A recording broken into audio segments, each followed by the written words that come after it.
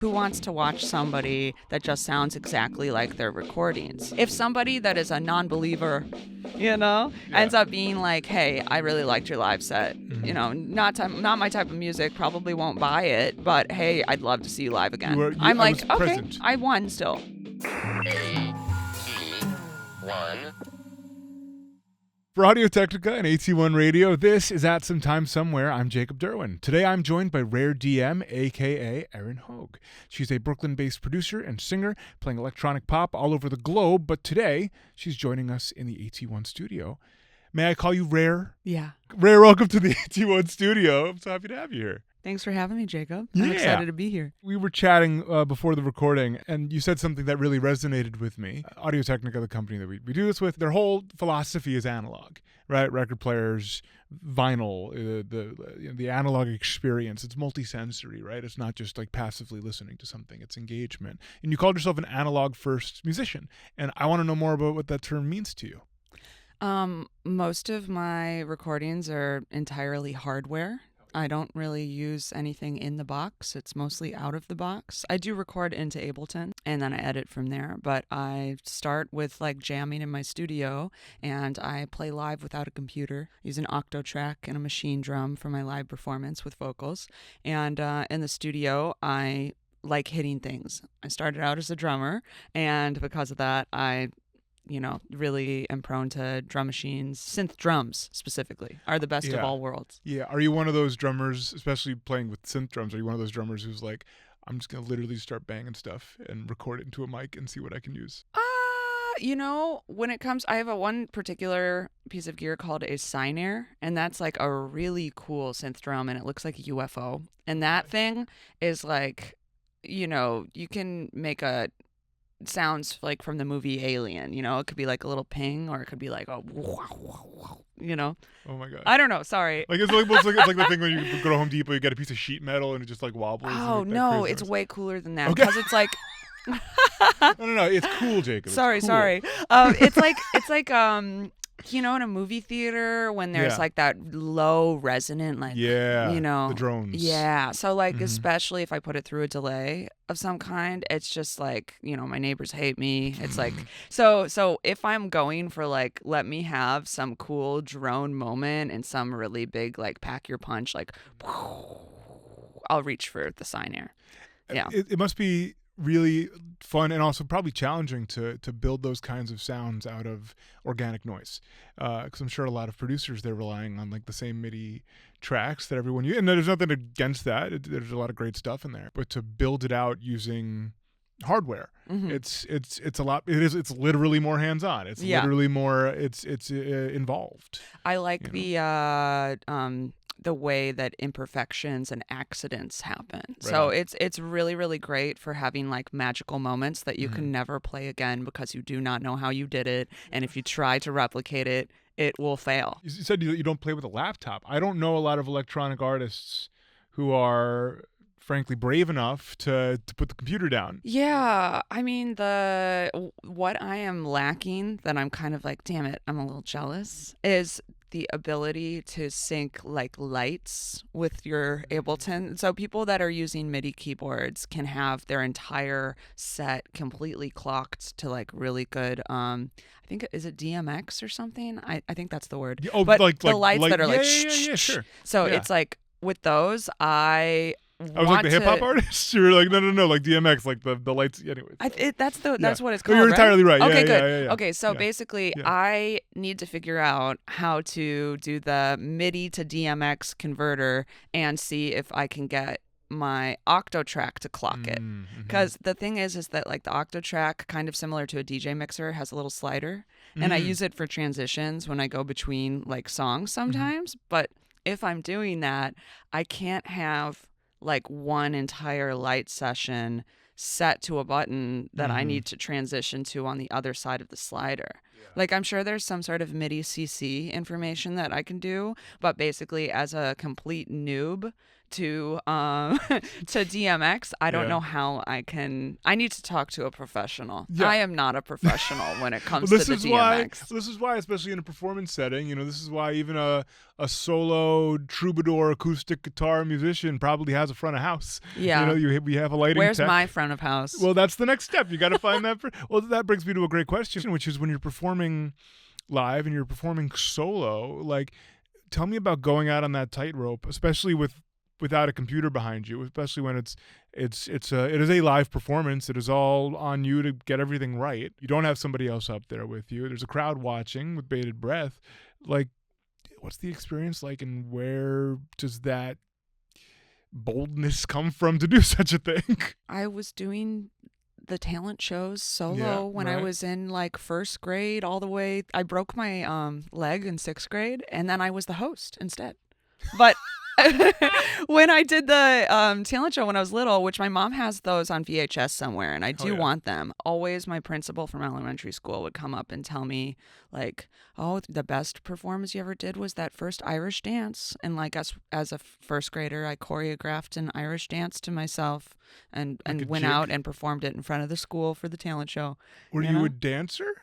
I was enough of a tomboy that I never wanted to do ballet, but I always wanted to do hip hop. And so I would try to do hip hop, but my parents could only afford like one dance class like a year. And so then at some point or another, you can't do more classes unless you're doing ballet as well, because they just need you to be locked into all of them. Okay. But like I didn't get to do a dance class every year because, again, finances. But I think I took like probably 4 hip hop classes. That's like a little and kid. like 1 ballet class that I got dragged to because I was like, I don't want to be here. This is embarrassing. The boys I play soccer with might know. Yeah. Oh my I might get gosh. made fun of for that. So you liked dancing, Yeah. but it wasn't something you like pursued actively into like high school or something. Actually. So this is what I'm trying to get to. So, Yeah. So When I was 14, I ended up finding out that the community college that was close to my high school had a open swing dancing night. Okay. So and this is in Traverse City, Michigan? Yeah, Traverse City, Michigan. All right. Swing dancing in NMC, Michigan? community college. Anyways, I haven't thought about NMC for a while. But yeah, I found out that they had like partner dancing classes. Wow. And I started showing up to all of the open dances that they would have on Wednesdays and Fridays. And then when I found out that I could open enroll as a high schooler, I started from age 15 until, I left Traverse City. I basically showed up to dance 3 times a week. Mambo, salsa, tango, Argentinian tango So this specifically. was huge for you. Not ballroom. Not ballroom. Swing dancing. Merengue was another one. So when people ask me about my live performance and like where my dancing comes from, on record, wasn't theater. Was swing dances. Was swing dancing at a community And then like college. I taught my like high school boyfriend how to swing dance. I just found my yearbook recently. Well, actually, I like looked it up online because I was like, I wonder if this is online, because I'm thinking about basically I'm in my high school yearbook specifically swing dancing, and I taught my high school boyfriend how to backflip me. And I would make him show up to the swing dances. And so we had like a little like, whoosh, he threw me over his shoulder. Whoa. And like people are forming a circle around us at the homecoming. And I'm in a little 1950s dress. And I had like really pretty, I worked at the coolest vintage, sorry, this is a big rant about high school stuff. But anyways, I was like, damn, dude. You know how some people are like, oh God, I was such a dork in high school. I was like, I was working at a store. Sick. I was the best and only like vintage store at the time in Traverse City. So it was this tiny little place, and I got to be there all by myself. And the cool girls that were like a little, like I wasn't unpopular, but I was not. You know how there's a nerd or there's a dork, and people are like, ugh. I wasn't that. People were like, she's annoying. That was what the critique was. But I was really good at things, so they couldn't be mean to me because doing backflips at homecoming. Yeah, and my high school boyfriend was a very popular and attractive, like the popular king of the elite choir. I've definitely watched this TV show at some point. Yeah, exactly. So what I'm getting from this is you were figuring out your identity at a fairly young age. That you were, by the way, were you already doing like chorus or something like that in school? Were you already singing? No, actually. So that's worth pointing out. Drumline and jazz band. Okay, so you were drumming, you were doing jazz band, and you were dancing. So before you were ever like interested in getting on a mic to do like vocalist work or anything like that, you were beating the heck out of drums and doing backflips. Yeah. My parents are both fine artists, Right. and my forte was actually visual art. So that is kind Okay. of what I was known for in my high school. So it's all coming together. If you've looked at any of your work, if you've seen a photo of you, this is all making sense. Yeah, You know what I I mean? kind of yeah. had known who I was from like Yeah. a pretty young age, which Yeah. a lot of people have trouble with That is not something a lot of people can say. And my haircut was actually pretty similar. Okay. I was just like holding on for dear life to the idea of being a natural blonde. So that was the distinguishing difference. You're not a natural blonde? Well, oh my God. These roots, that's coming out of my head, yeah. I saw that you're performing in Germany now, and Germany kind of feels like the fatherland or something, the motherland of electronic dance music, of synth pop, of all these things. Tell me about heading over there and getting into that community and what that's like, and to perform for those rooms. Yeah, Germany really likes my music. Berlin's been my top city for like a long time. That's I think LA is kind of catching up to it a little bit. There's a Okay. pretty good like synth scene over there. Sure. But Germany, they like great music. It's basically like New York, but with like, yeah, I think that Mhm. Berlin is like New York with better music, you know? And oh God, sorry. I don't know if I should go on record with that. Am I okay. like, but German people are really silly and dry, you know, and I love their sense of humor. I really enjoy, they dance a lot, you know. I guess Berlin doesn't necessarily dance as much as like maybe like Warsaw or something. Like I mean, Warsaw's got a great music scene too. There's just lots of pockets of like really amazing communities over there. And then people are just like incredibly warm and friendly. And like another thing is that I really, really love German cars. And I don't know if I'm sure you've maybe seen the Ring music video. Yeah, But that's I my watched dad's it. car. And that is also Whoa. that is the reason. This ties back to the fucking stupid high school thing that I'm sorry. Am I allowed to swear? I'm sorry. I'll stay away You got from one. that. I can bleep it. Okay. We're bleeping that. But so my dad, that's his car that I drove in high school, and that is why I looked up the yearbook the other day. Is because I was like, wasn't I in the yearbook with that car? With that car. Yes, I was. Okay. Yeah. Wait, It was so you're into spotlighted German for cars. them. I love German cars. I drove a BMW 325 in high school. I can drive a manual, and like that is like something that you meet a lot of New Yorkers that can't even drive a car. Period. Well, yeah, if they grew up here, they probably didn't even think about it. Yeah, and like most of my friends cannot drive a manual, and when I was in high school, I also used to. I would do the pedals, and I would teach my boyfriend cool. how to do the manual, and Yeah. then sometimes we'd switch, and so then that's really unsafe. Don't recommend, but it was really fun. Is part of this being like close to Detroit, Car City, all these kinds of things? I Or does that have nothing to do with it? I think it's just because my dad was a car guy. He would like get a Cool. beater and then fix it up. He traded paintings for a cool. BMW 2002, You traded 1972. paintings Yeah. for a BMW. Yeah. I saw like one that was like rusting in somebody's lawn, and he's like, Wow. "Hey, I really like your cars. Any chance you'd want to part with that?"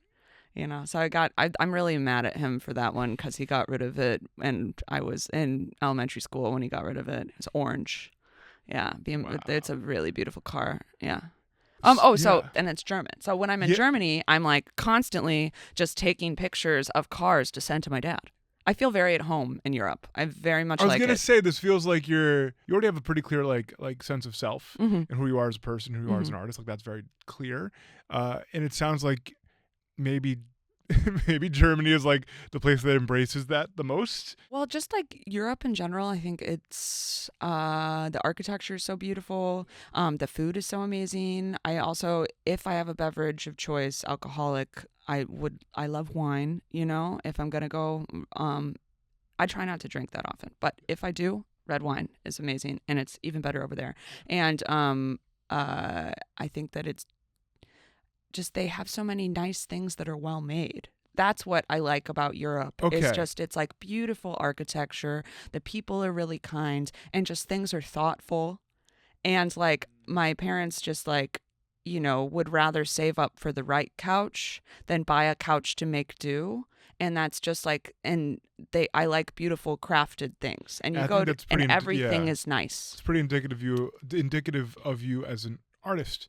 I think is that you're not just taking what's available on whatever piece of software you're physically building Mm-hmm.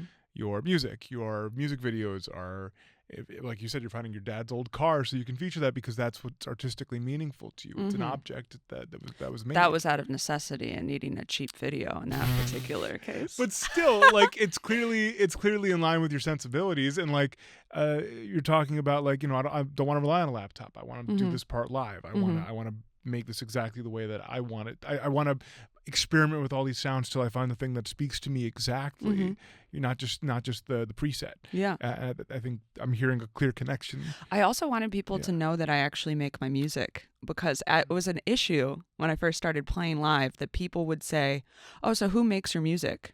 What does that even mean? That it's because like it's gotten better, but the assumption is that since I'm a girl, I must not have made it. When I first started playing that one's like, that's a dark turn, but Oy. it's I got asked that in a show in Austin. Somebody came up and pointed to the VJ and said, "So is he DJing your music while you play?" And I'm like, "What are you talking about? I literally just got done playing my set. What was I doing? Miming? That's a weird question." That it actually hasn't really happened in like years now, which is great. Good. But I think that means the original intention kind of worked, because I was like, I don't want people to question if I make my stuff. I don't want to have a laptop on stage. That's actually how it started too, is because like before I had all my gear, I did have my very first single under a different moniker, was buried on the internet. We'll see if anybody can find it. I can't. I didn't have all my gear yet, and I had to make a choice when I was starting to play my very first live shows. I was like, what do I do? And I found out that Grimes and John Mouse both used an SP404SX. And I was like, that's the piece of gear. So that was my first live setup, was a Casio CZ5000 and SP404. Oh, also, I used to do like a live looper, and I'd loop my vocals as well with the but the change to my current live setup was out of necessity for discovering that I really loved this particular drum machine. Trying to figure out how to make it work with the SP404, failing miserably because SP404 was only MIDI in, no MIDI out. So I couldn't get it to communicate with the drum machine. Found out that an Octotrack would. But what you said about knowing yourself earlier, I didn't always have the skill set to make the music I wanted to make. And I feel like now I do. And that was the only part of not knowing myself. Well, that's natural growth. Yeah, there was a really important moment to me that I had this apartment for like 3 months with this lady that had a microKORG. And I had these little I had like little songs that I made up on mallet percussion, because that's what I started out as, like drums and percussion, and like a marimba. And I would come up with this little thing, and I eventually translated that little arpeggiator that I didn't know what was an arpeggiator was yet. But that's what I was like doing with the mallet percussion into piano, and then realizing if I played the piano song on the microKORG, it sounded like the music I like. And I was like, wait a second. So that's what I've been missing, is that my music could actually be good and be what I want it to be if I just played it out of a synth rather than on a marimba. That was my aha moment, was actually my, I guess like... Your landlord's Korg? Yeah. I want to know about the artists that have helped you shape your identity as a performer. It sounds like your parents had a big impact on you. My grandmother specifically, actually. Grandmother. Yeah, she was a model in the 1930s. I love Gram. She's the coolest. She would have turned 104, I believe, if she was still with us. She lived to be 95. Wow. Yeah. So she was a model in the 30s, like a pinup girl? Runway. Detroit runway model.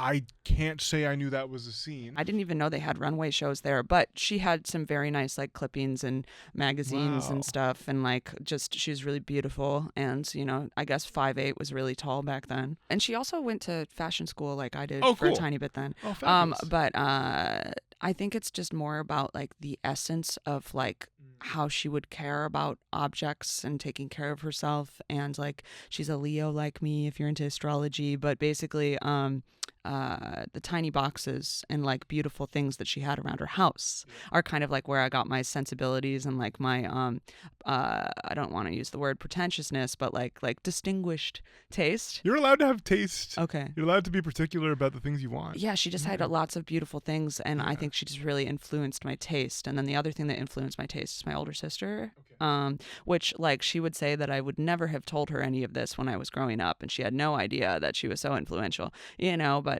she had really good taste in music, so I kind of filtered that through her.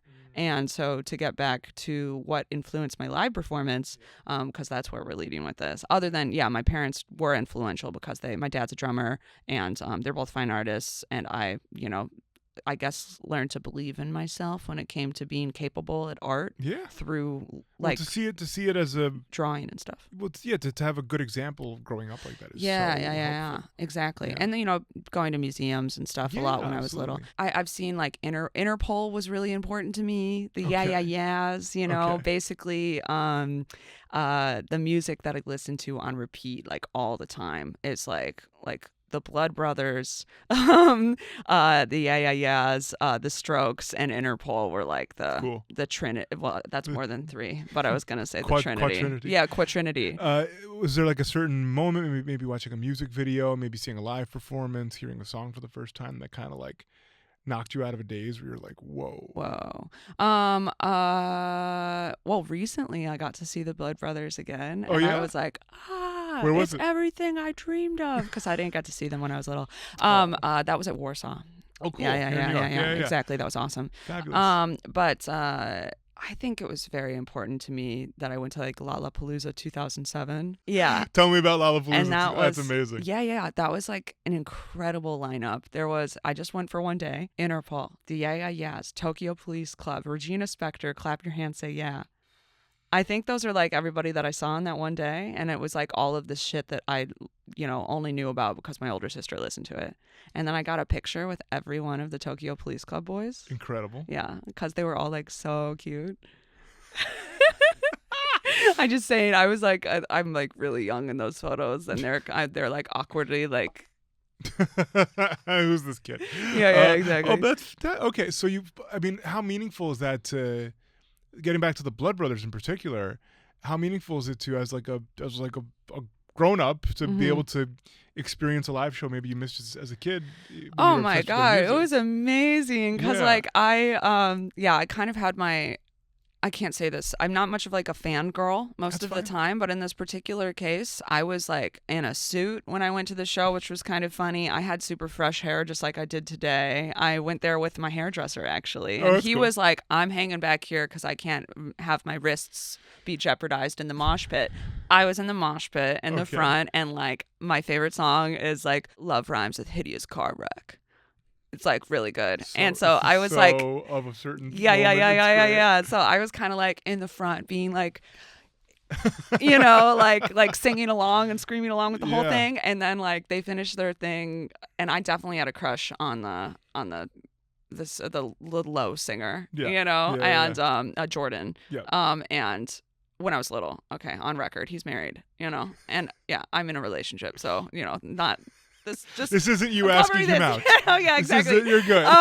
But he ends up handing me the set list, like so cool. So there was like everybody after the song, and he goes like, and nobody even questioned it. Nobody tried to grab because it was so clear he was handing it to me, and I was like, So I wouldn't normally care about a set list, but in this particular case, I think it is the thing I would have wanted when I was little, and I never got to see them live when I was little. Is there something that one of these acts that you love does on stage that motivates you to do something of similar or of your own? I think I think it's Karen O and the IIS's stage presence and her clothing.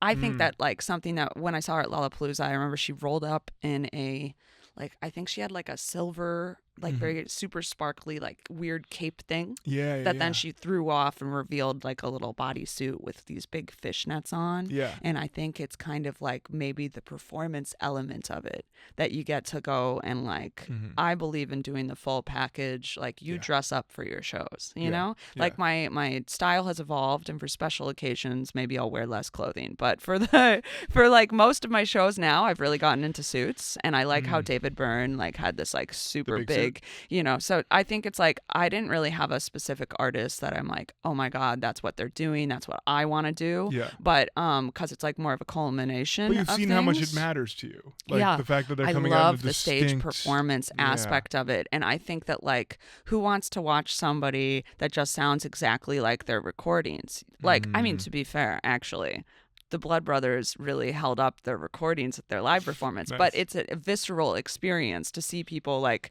you know, you're interacting with the crowd. I believe in like some artists really don't want to look at people. Well, this is like a thing for me. I think it's good to have like moments that you kind of sing to people. You're into the eye contact. Yeah, I think eye contact's good. And I think that sometimes also, I don't know, I've played a show before that I saw some, you know, sometimes you're supporting another act and it's very clear that some people are not there for you. Like they make out up, they almost look like at you as disdain. Like, why do I have to watch? Why are you between me and my favorite artist? Exactly. Sure. So I had one particular moment that I was like, saw somebody that was like that. And so I was like, okay, I guess I'm crouching in front of you specifically. You know, maybe a little confrontational, but I was like, you don't yawn. Yeah. It was not everyone has to like my music, but I'll be damned if I let them be listen. bored. Yeah, there you go. Yeah. You're no yawning. I've had people be like, hey, you know, normally I don't really listen to your type of music, but your live performance was really great and I enjoyed that. And I'm like, there we go. Because you don't even need to like, if somebody that is a non-believer, you know, ends up being like, hey, I really liked your live set. You know, not my type of music, probably won't buy it, but hey, I'd love to see you live again. I'm like, okay, present. I won still. Yeah, 100%. Yeah. Today, I have a little lightning round for you. We're going to be playing... I don't even know what that means. It just means I'm just going to rapid fire a couple little things. Okay. Honestly, lightning round's kind of a misnomer. We don't need to go fast. It's fine. Oh.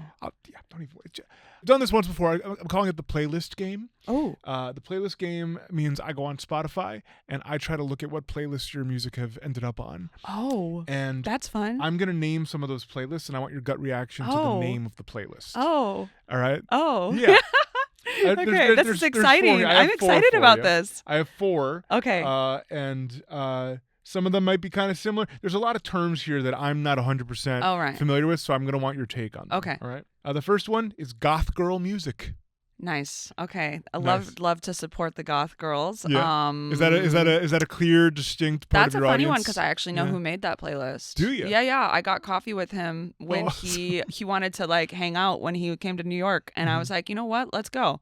And then he was like, oh yeah, blah blah blah, something goth girl. I was like, you made that playlist? So actually, a goth girl did not make that playlist. A goth boy did. And I think I'm goth adjacent personally because like, you know, I played Substance Festival and I had, you know, there's this, okay, so the ultimate plan with my hair. Okay. So I'm such an icon, such a distinct part of you. Get recognized for it in public. People do come up to me sometimes and they go, oh, sorry to bother you. Are you Rare DM? I'm like, yes, how did you know? And they're like, your hair. You know, no, I don't even ask them that. They usually just go, I knew it. I recognize you because of your hair. That's usually what happens. Wow. So I can't change my hair until I'm properly famous. You know what I mean? Having a recognizable kind of costume helps people with their careers usually. Yours is just stuck to your head. I'm not allowed to change it yet. But someday or another, I want to dye it black. Sorry, I want to dye it bright red. I want to dye it black. And then I want to shave my head.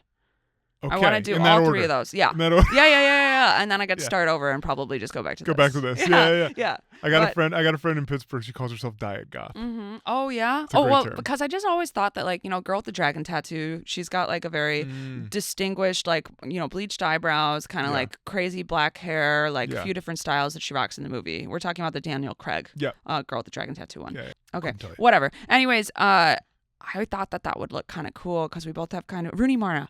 That's Oh. that's the actress's name. Yeah. We both have, kind of like sharp noses, and I just kind of thought I could kind of rock something like that. But when I was at Substance Festival, I looked out on the audience that was watching Twin Tribes, and I was like, holy, Yeah. bleep. Expletive. Yeah. They have a lot of black hair.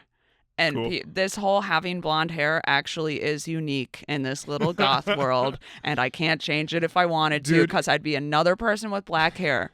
If there's one thing I know about the goth community, is that they are very accepting, and it is not about the color of your hair. They're happy to bring a blonde in. True, but I Yeah. just mean that if I had black hair, I wouldn't be able to spot myself out of a crowd of 1,400. Other goths. That's the point. I'm like, Yeah. oh, I've got a It's distinct. It's spottable important. hair. I It's should keep important. it. Yeah. The next playlist was called Veggie Platter. I am confused by that one. I don't know what it meant. I Your am song Naomi's on it. record, really? Yeah. Okay, that's an interesting one. Well, I Yeah. will go on record with saying I love vegetables. Heck yeah, man. Yeah. I didn't know if there was a certain reference there I that I don't know missed. what that would be, Yeah. because like I think veggie platter, I'm just assuming here. I don't know if that person's going to ever see this. Veggie platter, I wonder if that means that they have like a lot of variety to choose from. Maybe it's like lots of different types of vegetables. That would make So I would sense. wonder which vegetable Naomi is on their What veggie vegetable platter. do you think Naomi is? Naomi, the song, would be like a purple carrot. Love a But purple carrot. yeah. The most goth But Naomi, carrot. the person, would be whatever disgusting vegetable. Like the most. We have yeah. feelings. Yeah. Number 3 was Minimal Cute Synthwave. Ooh. The song The Ring is on Ooh. Minimal Cute Synthwave. Okay. do you- I like that. How's cute synthwave feel? Okay, so minimal, I have a nice positive connotation for that, because like It doesn't feel like minimal overloading. wave Minimal wave is a really great Okay. genre. I and can't like keep up with all the do you know waves. Zeno and Oaklander? I don't. I love them. You should listen to Okay. them. I've toured with them in Europe twice. Oaklander. And Zeno and Oaklander. Zeno and Oaklander. And they definitely are minimal, minimal synth pop. Yeah. And that's like kind of having like the little lots of bleeps and bloops and like modular synths, and it's very like dreamy. You know what I mean? Like okay. Do you know Kavinci, like Night Call? You are Like you the are pointing Drive out soundtrack? Oh, my I know gosh. the Drive soundtrack. Is that Okay, who it well, is? that type of thing. Kavinci, sure. Night Call's on that, I believe. Okay, I just got saw it. that movie for the first time recently, Sure. which I've been told, oh my God, you haven't seen that till now? That's crazy. It's a good movie. Oh, great soundtrack. Basically, that's not minimal synth when you have Okay. Kavinci, but it is kind of like having that. I don't know why I brought that up. For some reason, I have an association that I'm going like down the line of like what type of bleep bloops there are. Well, all this to say, there are like when you hear minimal, you kind of know what you mean, what that means. to you. Yeah. It's not completely overloaded with layers and layers and layers and layers. Yeah, and layers. because like that Night Yeah. Call is more simplistic, whereas like the minimal wave will have like lots of different arpeggiators that are weaving out. It's like really, intricate. That's the Ooh. word that I want to say. Okay. Even though people would think that minimal would mean less, I have found that minimal usually means just like really like a whole atmosphere. And I think that The Ring, to get it back to, what is the name of the playlist again? Minimal cute synthwave. Okay. The cute part, I'm like, you know what? I guess that is kind of cute. There's little like splashes of like a nice like vibraphone sounding synth. Yeah. And the cuteness, I think the lyrics are a little silly. So that part checks out. Heck I yeah. want to hear the rest of that playlist. I'd probably be really into it. Yeah, I'll have to look that up later. The last one, and forgive me if you don't want to associate with this word because you mentioned it earlier. Oh. The last playlist was called Gothic Industry Darkwave. Oh, okay. The controversy of the word dark wave. First of all, I've had people tell me dark wave is dying. And I'm like, I'm not dying. I don't even know what darkwave is. Oh, no. What Okay. is darkwave? I mean, honestly, I love a lot of dark wave, but this is Yeah. the controversy of it, Okay, okay? hit me. Is that dark wave has been a little on trend. And when things are on trend, the posers arrive. On trend in terms of like popular music, or It's been like huge on TikTok. can you give me an example? I would say dark wave on it's like more like, oh my gosh, I don't want to have too strong of opinions on this, or Well, I might get in trouble because you're- people would think yeah. I know what I'm talking about. So all this to say, it's this is a funny phrase. People will think I know what I'm talking about. But all this to say, like as a genre, it's picked up in steam a little bit. And anytime a kind of specific niche genre like this picks up some steam, people try to adopt it Yeah. from the outside. Well, so basically it's like people that are Yeah. rock musicians will start calling themselves darkwave, and once people start thinking that that's what darkwave could be, then it kind of ruins it for the people that are doing darkwave. It messes with the Like, label, yeah. The reason why I have been put into the subgenre of darkwave, I think, is just because I'm using synthesizers. I'm influenced by post-punk. Sure. I'm influenced by, like, I don't know, New Order or something, you know? Yeah, absolutely. And I used to play drums to Blue Monday a lot when I was growing up.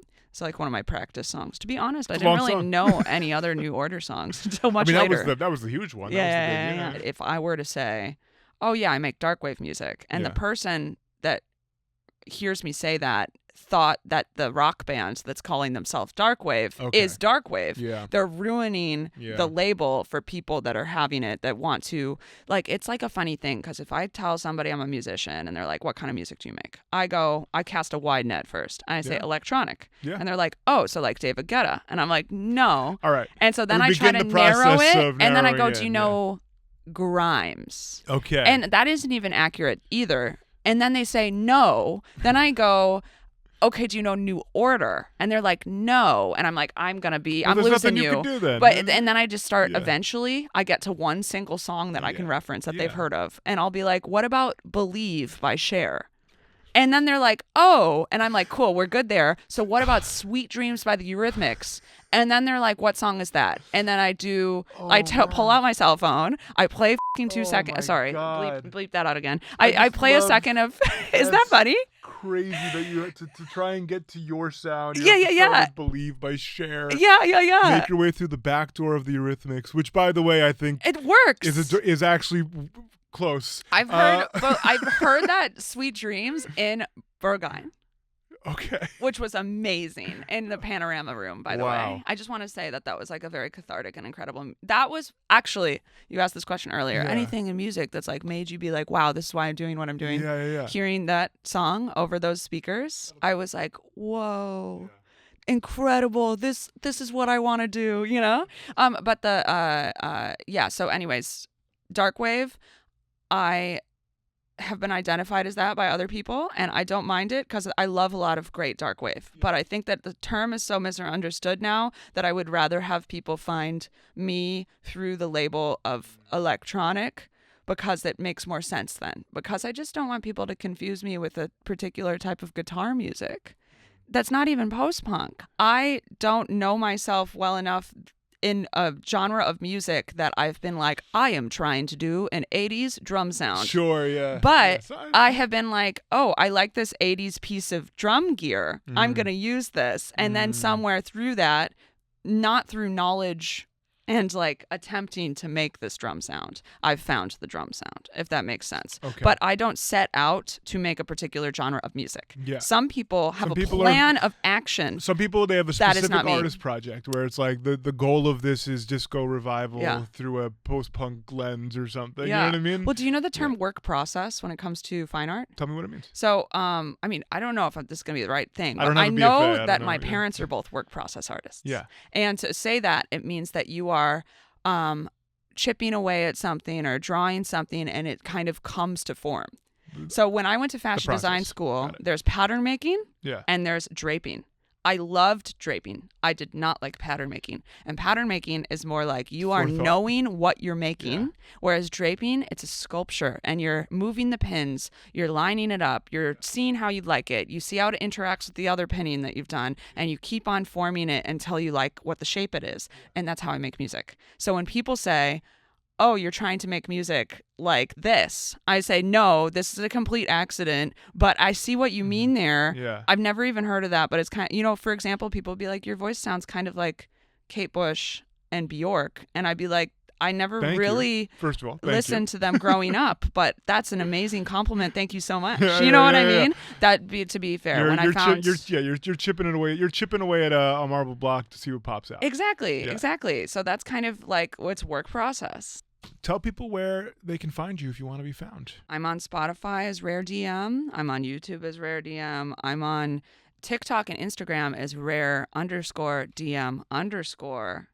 You know, and then I get that second underscore in there. I guess I'm on Nobody really uses Twitter anymore. Same handle for that. And then I think Threads, same handle. I don't also really use Threads either. But they'll find you on all the platforms. They'll find me on all the platforms. Oh, Yeah. Bandcamp. Hell Rare yeah. DM. Do you have where can people see where you're playing shows? My Instagram would be the place I update most often. They could also go like raredm.com, and I'll try to hold myself accountable to putting my shows on there. Updating the website. Yeah. You can also scan a QR code if you ever see it in the city. If you ever see a sticker that says "Send nudes," That's you? that's me. That's a pandemic thing. That's why That that bike sounds- video took off. Really? Yeah, I put stickers everywhere. I ride my bike a lot, so Yeah. I got a roll from my sticker guy. Yeah. I got a sticker guy, and I just did a little graphic design on an early adapter of the QR code before everybody started doing it. Before Wow. the menus started happening, I was like, is there a way for me to do this? And people would scan it, and then some people would request nudes, and then other people would try to send me nudes, and like luckily Instagram blocks it out. And then other people would message me and say, I found your music from a QR code. And I said, there we go, that's it. But it was a bait and switch. I got people to scan the QR code because the song was called Send Nudes, and then they'd get a bike video when they were hoping they'd get That's marketing. That's marketing. That's one of my proudest moments. You are a menace to New York City. Yeah. Unbelievable. Well, thank you so much for being here today. Oh, and thank chatting you for with having about me. This. This has been very fun. I've appreciated hearing about your story, where you're at, and where you're going next, and everything. Thank It's you. very exciting. And you can find us on Instagram at AT1Radio, AT_ONE_radio. And of course, you can learn more about Audio Technica, its many excellent microphones, headphones, and more on our website, audiotechnica.com. That's audio-technica.com. Thank you, Rare. Thank you. Cool. Thank you, Jacob. I don't know if I'm supposed to do one. Yeah.